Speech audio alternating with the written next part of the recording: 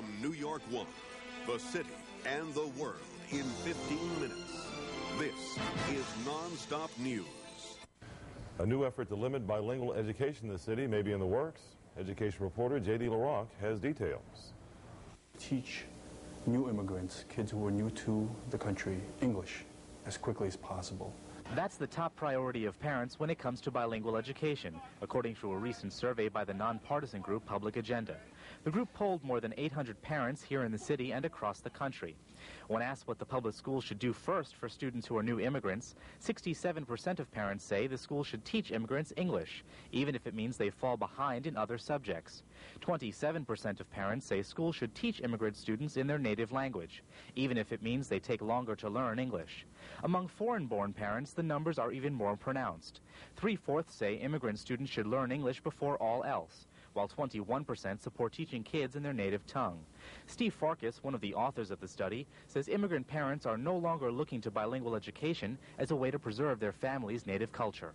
For immigrant parents, there was a sense, and Hispanic parents, there was a sense that we can take care of that at home.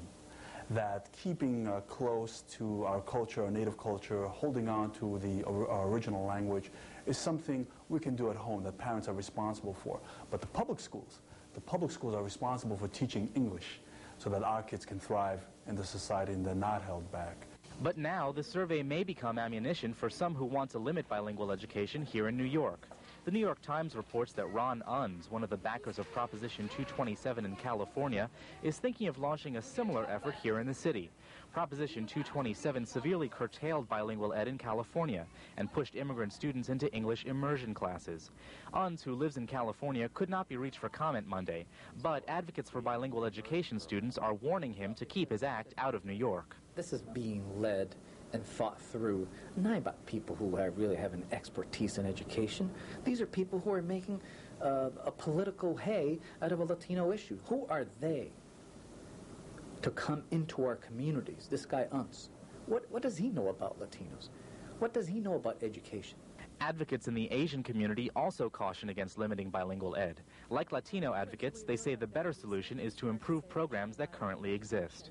Right now, it looks like studies are very conflicting. There are some that do say a student needs 2 to 3 years to learn English well. And given the fact that research says different things, I think it's very, very dangerous to say we should immediately do away with the entire system. As for the Board of Education, they say they do plan to offer more English classes to bilingual education students.